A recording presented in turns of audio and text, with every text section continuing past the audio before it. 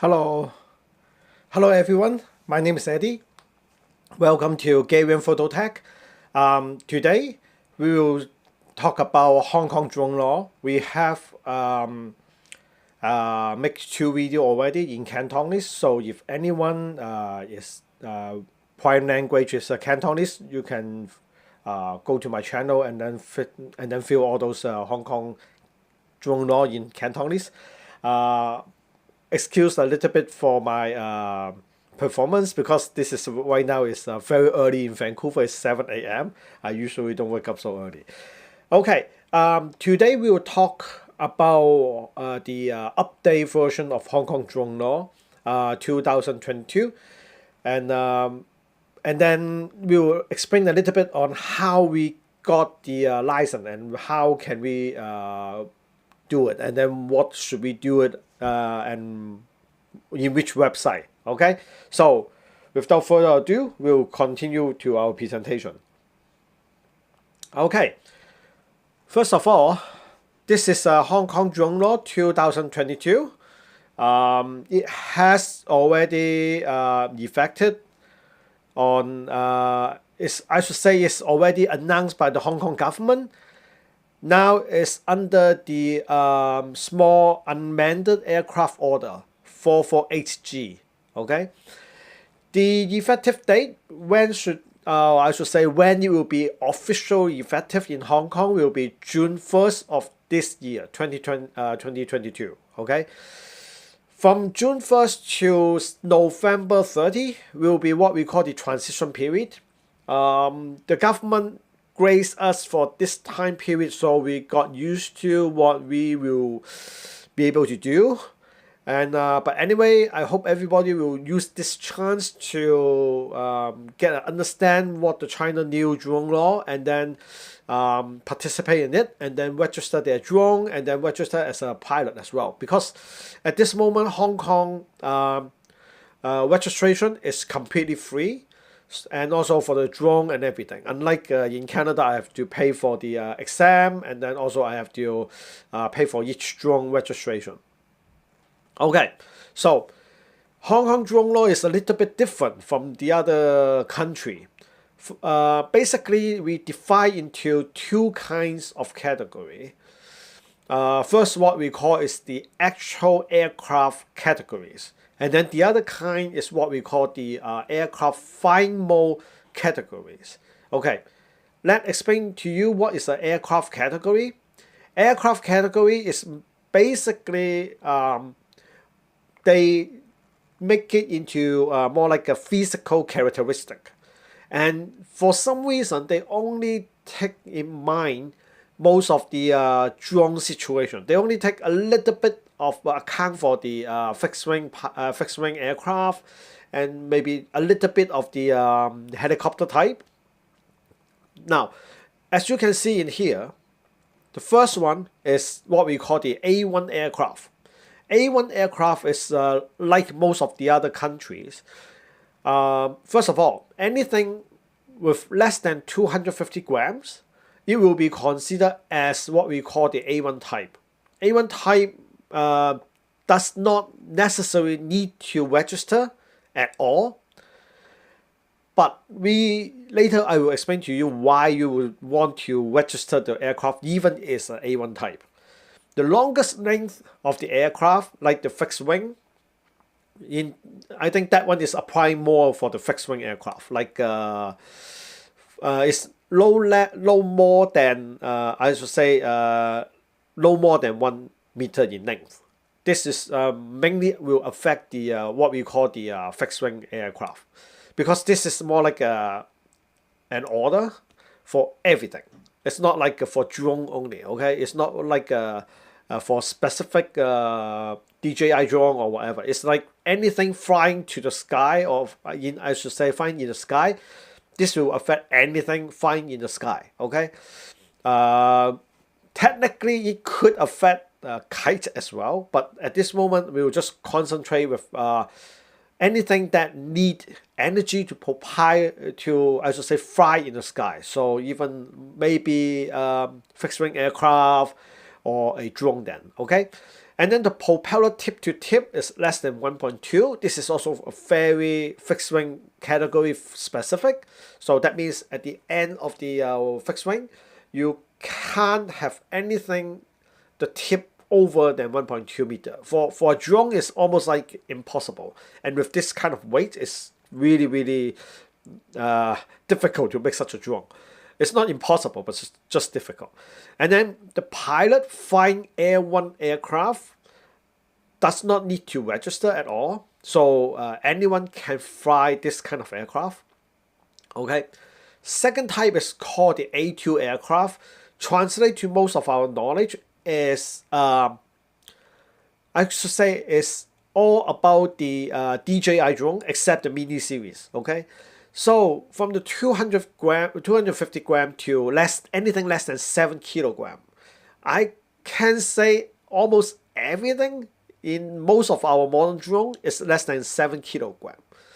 And I think this should be good enough for most of us, almost like really all of us, okay? And also the length of the aircraft or the wingspan is less than 1 meter. So for this, if it is such a heavy aircraft, that might affect some of the fixed wing type aircraft. One of the subscriber explained to me that there might be some fighter jet model, not the actual fighter jet. They might have longer wingspan and like way more than 7 kilograms. So that might affect them, that those aircraft cannot categorize as A2 aircraft. Okay. And then propeller tip to tip is less than 1.2 meter. Same thing.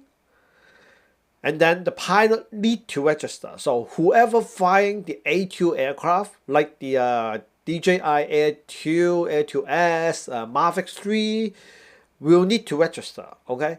The good thing is you don't need to take an exam to get the certification as a pilot. So this is honestly, I think it's a good thing. It's way easier to get the license. In Canada, I do need to study like really thick material. Okay, so this is something that I don't like to go through the exam because I'm not young anymore. Okay, and then the next one is what we call, they do need us to insure the amount for 5 million Hong Kong dollar. At this moment, it's not necessary for your drone to get insurance. As I know, this moment, only one company provide this kind of insurance. It's called Dyson Bank. And Dyson Bank need all those pilot who apply for this kind of insurance to get a license from some of the, I should say, official training facility or training company or anything like that. And because this is quite unfortunate. For this, you might have to go to some classes, and as I know now, the cheapest one is at least 4,600 something. It's not cheap, and you can pay way more to get that kind of license, to get the insurance. At this moment, it's not clear how we can do it because the CAD, what we call the Hong Kong Civil Aviation Department, does not specify how we can get this insurance. So for all of us, we can just wait until they announce the actual amount, because this is just like a proposal amount, until they announce the official way how to do it. I don't think any other major player in the insurance world will have any like this kind of insurance allow us to buy. So we might have to wait a little bit. So basically, A2 aircraft is like what you see here. And the last type is called Category B. Category B is more like anything beyond A1 and A2. Okay? The thing we have to be careful is anything in Category B, pilot need to get an advanced license. And at this moment, advanced license is not, you can't apply it. I should say, you can't just get it automatically. You have to apply through CAD, and then let the CAD to give you the advanced license. I know one of my subscriber already have that license, he is really good. He explained a lot of information to other of our subscribers. Thank you for his help as well. So I'm not sure if he willing to share how to get this kind of advanced license, because it's not easy. I can see some of us might got the use of it in some of the specific case, maybe flying very close to people, or they need some kind of a service reason, and they might need this kind of category. But for any other of us, it should be still fine to find an under A2 category, okay? And then the insurance amount is still is way more. It's like 10 million Hong Kong dollar. It is really similar to A2 now. CAD did not announce how to do it, so we have to wait for the insurance amount. So basically, we should say aircraft categories is basically divided into 3 types: A1, A2, and B. I could say is all based on how our aircraft physical specification. Okay. Next one is what we call the operation category. Same thing, they divide into 3 kinds. So this is something that you might have to pay extra attention for the operation category. First of all, let's explain the A1 type. A1 type, we have to fly all the time under VLOS. VLOS means visual line of sight. So with that mean is we shouldn't rely on the what we call the instrument to fly the aircraft. So as what defined as instrument, let's say the DJI app on our phone or smart controller display, all those are categorized as instrument. Okay. If someone challenge you, if you're using like a telescope or something to help you to feel very far away, that can also describe as your instrument. But I don't think people will use a telescope to look for their drone. So basically, Hong Kong government say we should look at our drone with our eye. Maybe with glasses is okay. And we shouldn't rely on the monitor on our phone or on the smart controller. So this is their request, okay? And then I will explain how we can do it like without that, okay? So for one time, the daytime, my explanation here is incorrect. I should say is 30 minutes before sunrise and 30 minutes after sunset. Okay, I make a mistake, and also one subscriber in my channel correct me, and I double check. So we have a little bit more flight time, and this time is basically we can find the information from our our app. You can open your weather channel app or something. You can find the time. Okay, and then there comes our limit. Maximum flight height is no more than 100 feet or 30 meters for category A1.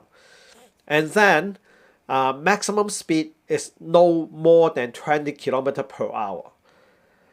We need to keep the distance between any people that is not related to the flying group about 10 meters. Okay, and also any building 10 meters. Any vessels, that means a ship or car, will be at least 10 meters apart. Okay. The next one is really killing the fun. They said the maximum distance is 50 meters. I think lots of my subscribers and a lot of people flying drone is saying 50 meters for A1 categories is kind of ridiculously short. And unfortunately, because we don't need to register our drone, the pilot no need to register, and so basically they say as long as you fly within 50 meters, they don't care if you how to say they don't care, okay, basically. And of course the drone has to weigh less than 250 grams. And most important, please all of us remember, there shouldn't be any payload that can drop from the sky, okay? A lot of us, I shouldn't say a lot of us, some of us or few of us do have some fun and tie something on the drone and then drop it in the middle of the sky. This is really dangerous and completely illegal now in Hong Kong, okay? So this is what we call the A1 category operation. And then let's go to what we call the A2 operation.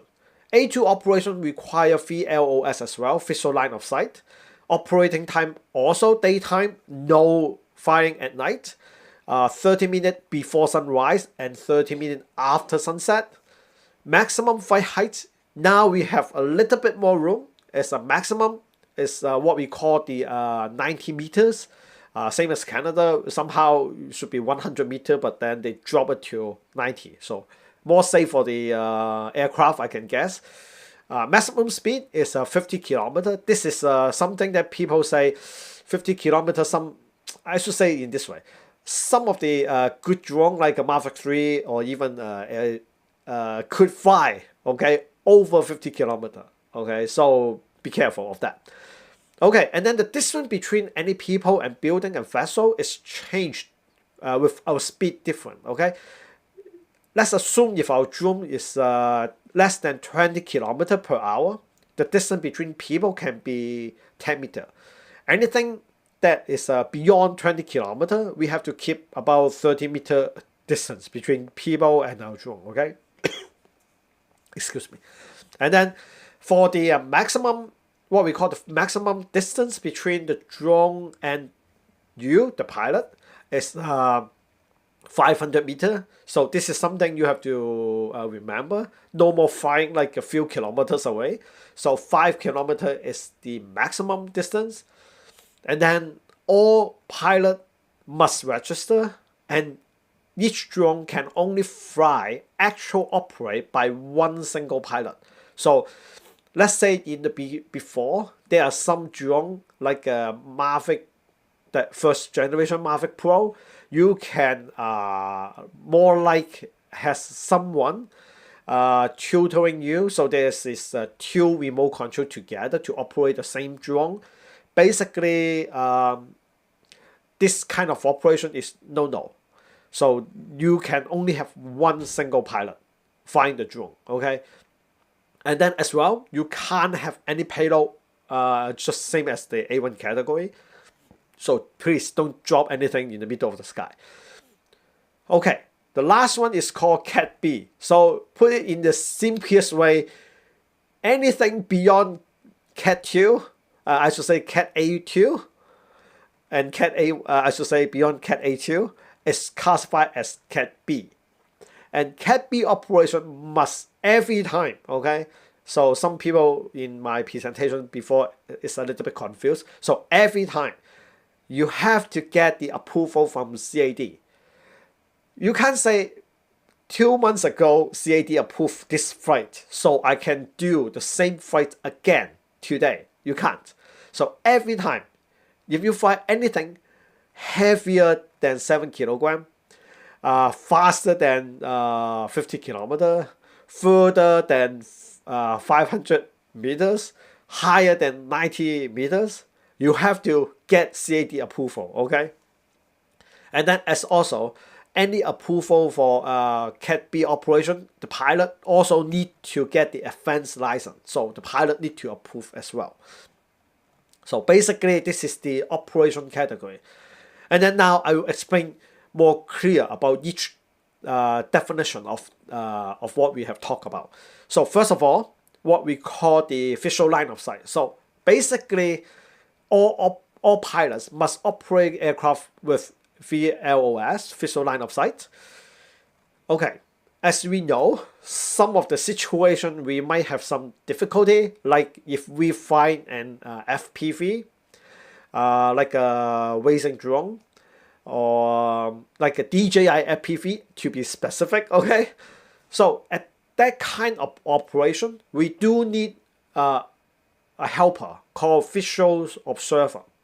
A visual observer is just some person stand next to you, and then he or she will tell you what's happening around the drone. He or she will be your eye to look at the actual drone environment. Okay, looking out for the eagle, maybe some helicopter, or maybe another drone, and then you can wear the goggle or look at the monitor of the DJI app, or like looking at your cell phone to see what is the situation, the flight height and everything, then you can fly with kind of like an instrument. So I could say, if in case you want to look at your instrument, have someone next to you, and he or she can look up to the sky for you and check the what we call the drone situation in the sky.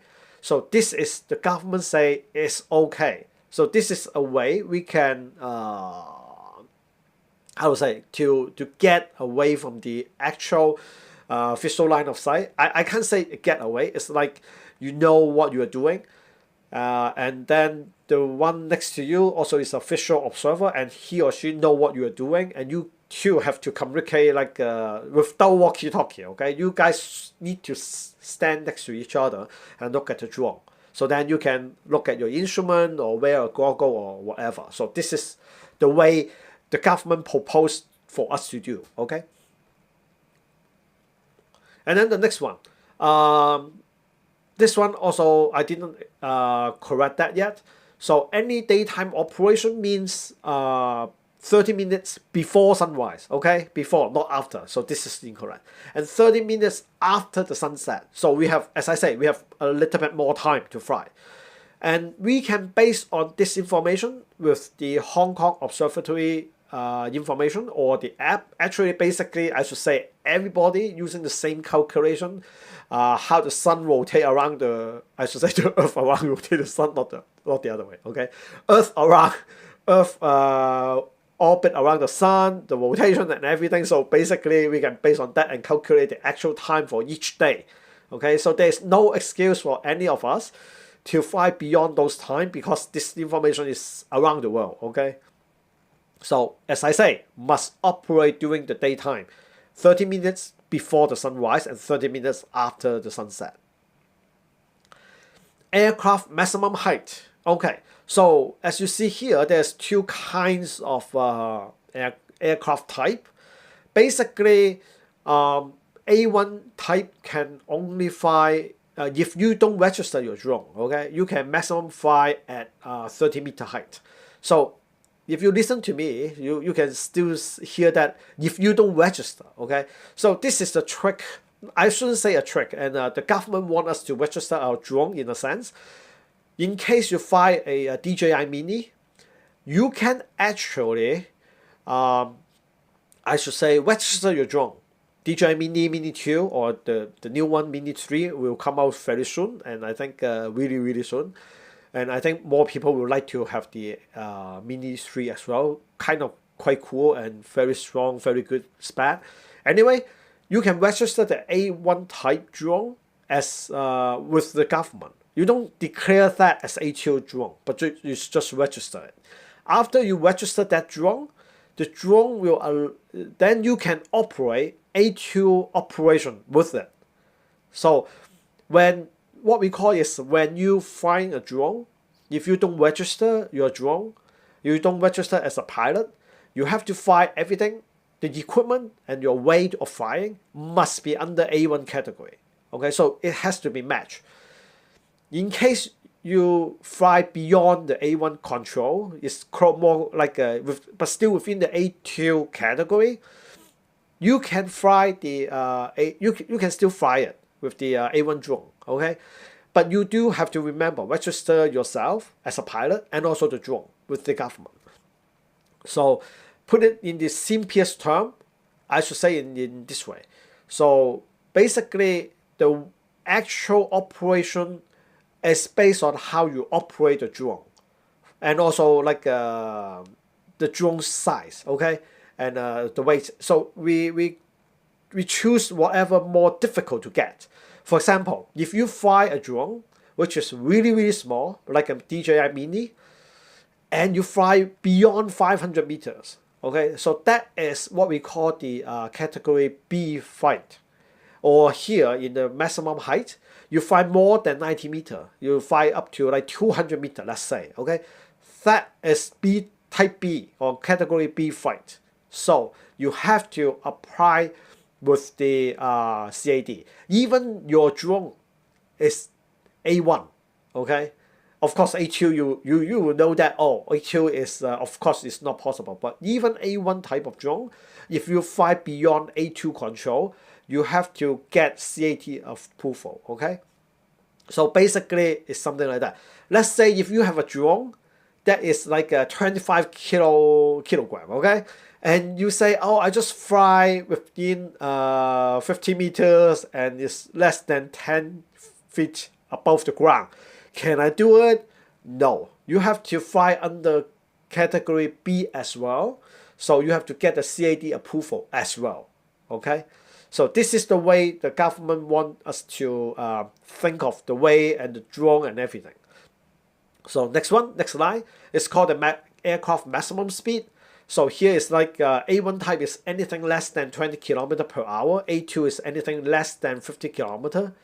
And as I say before, if you fly the A1 type faster than 20 km, you will consider as operating A2 operation, okay? And then here is the distance between the aircraft.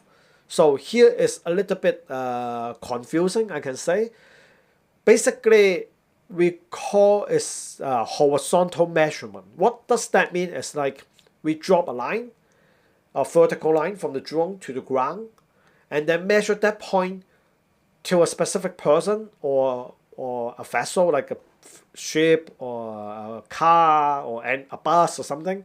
So it's anything within that range. It has to be more than 10 meters. So 10 meters is the closest range. It's not like a diagonal. It's not like that. It's like that. Okay. Some people confuse for that. It's because diagonal we can cheat a little bit, but no, they consider on the horizontal measurement. Okay, this is the A2 distance for us. So we have to be careful of that. Any A2 aircraft flying more than 20 kilometers will consider you need 30 meters apart. So for any less than 20 kilometers, you can set it like around 10 meters apart. So for some of us, what we can do, you can get the drone to set to kind of like a tripod mode in the DJI system or something, then it can still be okay. But you have to be careful for that, okay? And then this is the maximum flying distance. As I explained, A1 is 50 meters, A2 is 500 meters. So any flight longer than that can be prosecuted. So please keep in mind, okay? Okay, and then here is another operation requirement. I didn't write on the other like a comparison chart, but please remember all A2 flight need to have a flight record. Okay, so I can say any DJI brand, a DJI drone or hotel or any other big brand, they record all our flight record within their system. What considered to be a flight record is more like our starting point, home point. Where did we flight, the drone geolocation of almost like every second, every minute, and then the speed, the height, flying angle. So those information actually recorded by DJI or other drone. They record everything. So it's automatically, I could say, it's safe enough. You don't have to worry too much if you're flying any big brand drone. Please remember, you will have to synchronize or retain the record with the DJI, so then you got those records to save for 6 months period of time. If you have less than that, in case your drone has some accident or something, and the government want to check those records and you cannot provide, you will violate the Hong Kong drone law, and you can got prosecute or penalty for that. And then any self-make drone like a self-make FPV or some really simple Wi-Fi drone that has no record at all, you have to think of some way to record how to fly the drone. You can use a very simple paper, okay? Write down your flight time, where do you start your drone. If okay, you can use the geolocation. If not, at least write down the name and the street number or something, or try to write down as much as you can. And then also explain in the flight log what kind of path you take for that flight time, and also how high you fly and the range, something like that. You just write on the paper. It's okay. This also considered as a flight log. Okay, they won't rule out that a paper is not possible. So paper is okay. Digital is way better.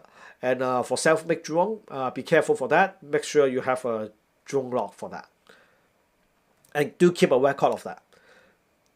Okay.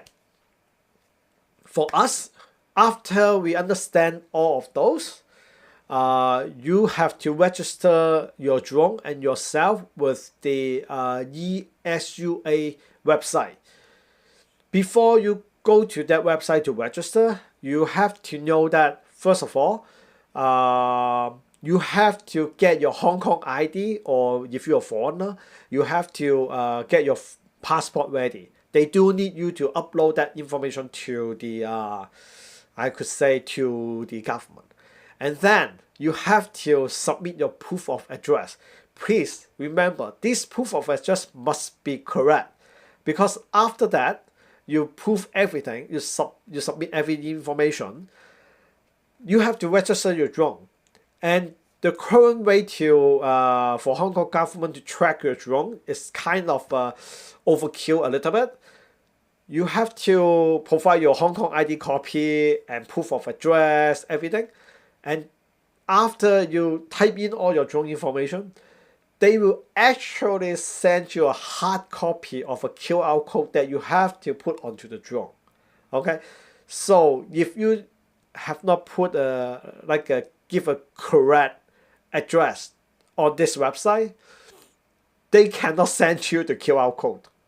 So this is a big problem. And every drone, every email address, every every Hong Kong, every party can only open up one account, cannot do like more than one. Okay, so be careful of that. I try, and it takes a little bit of frustration, because when I make a video, I need to undo something, and then it's not really good if I do it like twice. So make sure you do it once, and take your time to read everything and do it. And at this moment, this site is still in beta. I suggest people to try to use a computer to do it, not with an iPhone or Android phone. Android phone is really not ideal, because I don't want you guys to doing some data entry and then you crash in the middle. Okay, so make sure you use a computer to actually fill in the form. And as I say, please remember, all information must be correct, or otherwise you cannot receive the QR code for your drone. Okay. And then one more thing, for the no-fly zone in Hong Kong, basically it's still similar to before. Victoria Harbour from West District to North Point. So you can see from here, the red area is no-flying zone for Victoria Harbour. And then of course, there are airport, heliports, military base of course cannot fly, and Pistons is not allowed to fly in Hong Kong as well. You can basically, based on DJI information, unfortunately Hong Kong government does not have any more specified map that say where you cannot fly. In Canada, we are lucky, we do have the government have a map detailing everywhere that you cannot fly. So that is a good thing, and also some bad thing, because when you have such a detail, you find that a lot of space we cannot fly. Okay, so be careful of that, and check with DJI app and make sure you can fly in those zones. And when you are in those no-fly zone, okay, even you're flying A1 aircraft and flying with A1 operation, it's not allowed. The only way you can fly in those areas is under category B.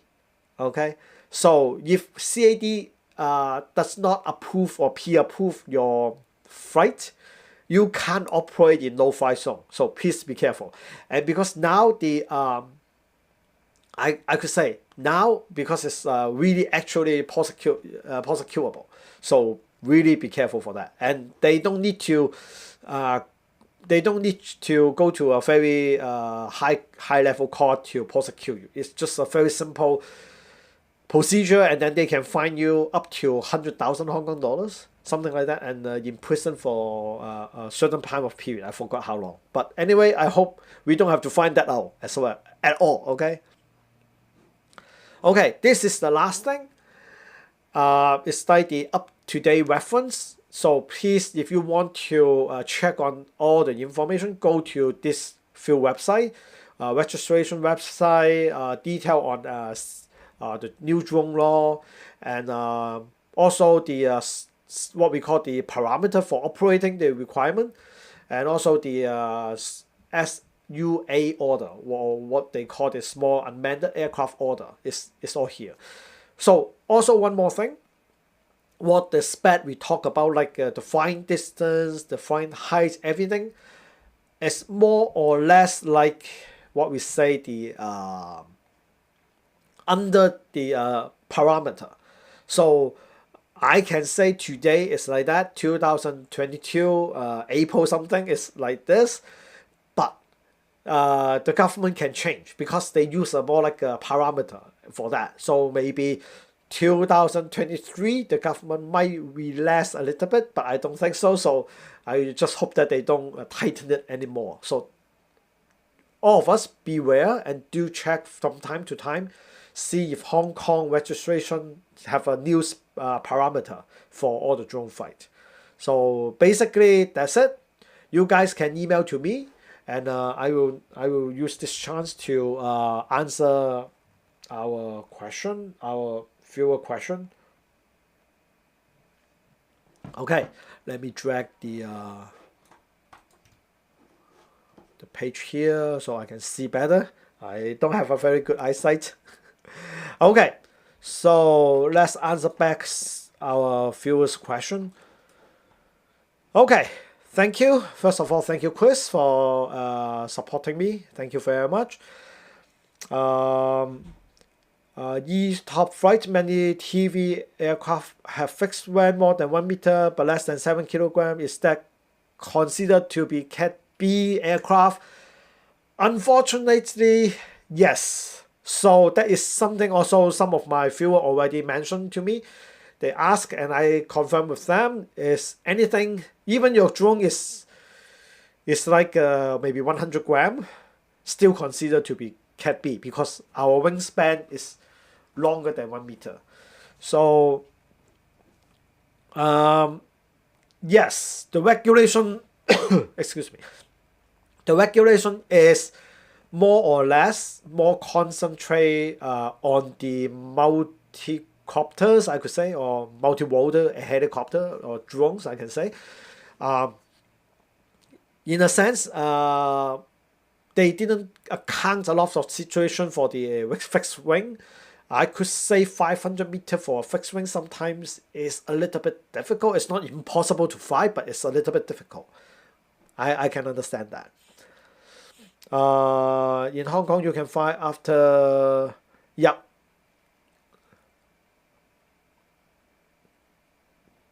Can we fly from sun only? Yes. Unfortunately, we can only fly half hour before sunrise and half hour after sunset. Anything after that, you have to get the CAD approval. Last thing, do we drop item from the... Yeah, thank you for reminding all of us. Please do not drop anything from the sky, okay? The law is kind of tight already, so please don't. Okay, golf course should be geofence. Unfortunately, not everything in Hong Kong is geofenced by the drone.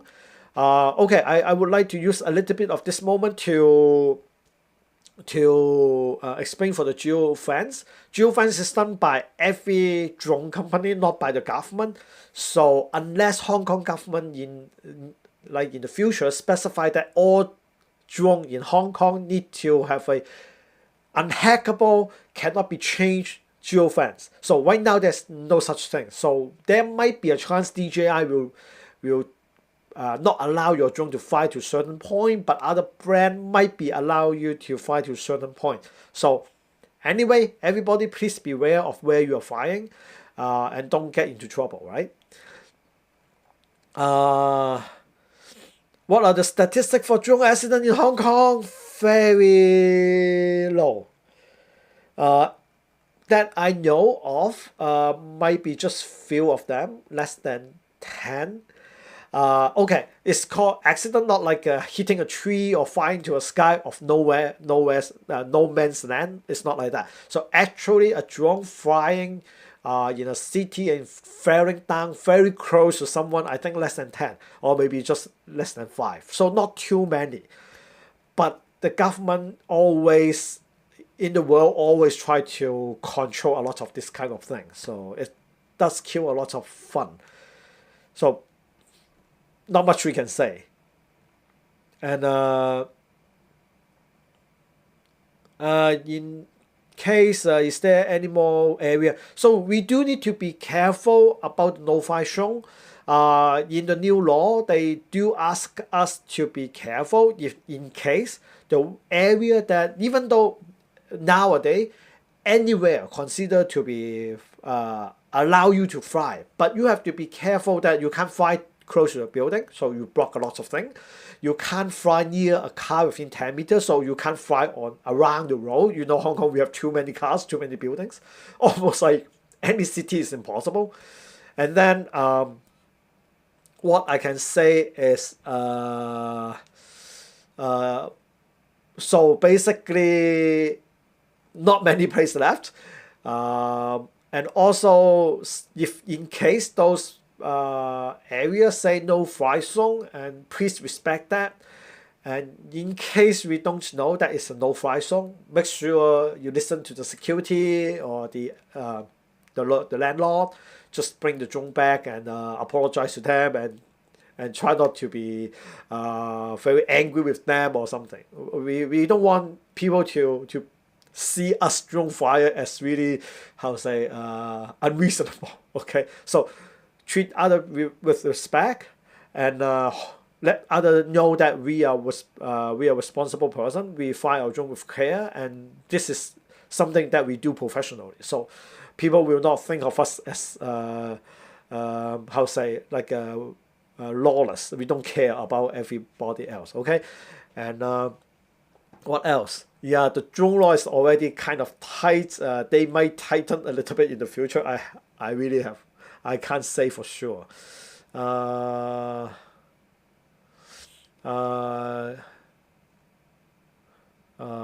Okay. Yeah, so anywhere in the world, if you don't have any drone law at this moment, congratulations. But in Hong Kong, we do have a lot of drone. This drone law now is kind of killing a lot of fun.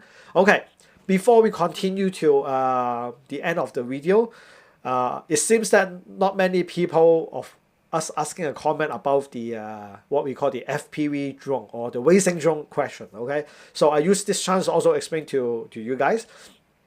In case you want to do the racing drone, if you fly your drone in a indoor environment, so there are some indoor racing drone facility in Hong Kong, all A1, A2 or Cat B type will not apply to you as long as that premises is completely sealed. So 6 sides is all blocked. It's like all sealed. Okay, there's no way a drone can escape. A mesh is questionable that is considered to be sealed or not if it's like a building. Okay, so be careful of that. So right now the law said you, in case you fly during like a drone race event indoor, make sure all walls are sealed. You can have windows, but just close it. Okay, so that considered to be sealed as well. Just as I said, a mesh might not be considered as a fixed area, like a, I should say, enclosed area. Okay. In case of that, you can still fly a very heavy drone, like 25 kilogram, indoor in your huge facility. It's still okay. Okay. In case you are so rich that you have an indoor facility more than 500 meters, still okay. But I think it's not easy for us to fly such a thing. And then, can you fly the drone close to people in those parameters? Yes, you can. But as I say, try to be safe to and respect to the others that is not flying a drone. So in case of those racing area, you can use the mesh to block so people can be safe for that. Okay, so some people ask about the outdoor racing drone in Hong Kong. It's still possible. Actually, Hong Kong government has has a rule for that. And they also have an application for that. They allow us to use mesh, but for outdoor only. Indoor, as I say, you have to enclose everything, not mesh, okay? You have to use windows, okay? Enclose them. For outdoor, it's not possible. So they said you have to apply a license with the CAD for those events. So I think it's still possible in the future. And it's still doable because the officials list out all the requirements for you to apply. So actually they do think of this as a future for Hong Kong, so it's not really dead yet. So it's a little bit luck for us. So for that kind of event, so anybody want to host an event like that, they do need to apply the big license from CAD. And then you can have all the participants to fly within the area with the goggle and everything. Any drone faster than 50 kilometers, of course, is still okay. Or small drone, big drone is still okay. So basically, for drone, as long as you get the CAD approval for the fly, like the license for race, it's okay.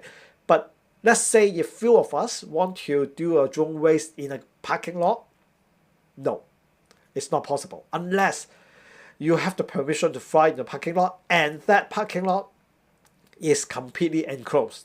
Then okay. So this is the way. So this is how the drone law in Hong Kong currently is state in the current. Okay, so let me wrap up for the whole event. And in case if you have any question, feel free to leave a comment or email to me as well. I will try to answer all your questions. Yeah, and as one of the viewers say, not everyone want to fly indoor for the drone race. Yes, I can understand. So be careful. Now, if you find an FPV racing drone outdoor in parking lot or some ruins, yeah, that some people might get you in trouble. Okay, so be careful for that. So at the end, anybody need any more question, please leave a comment. I will answer to you. I do read every comment on all my video. And thank you for listening and participate in this event. Thank you very much. And hope to see you guys next time. Okay, bye-bye.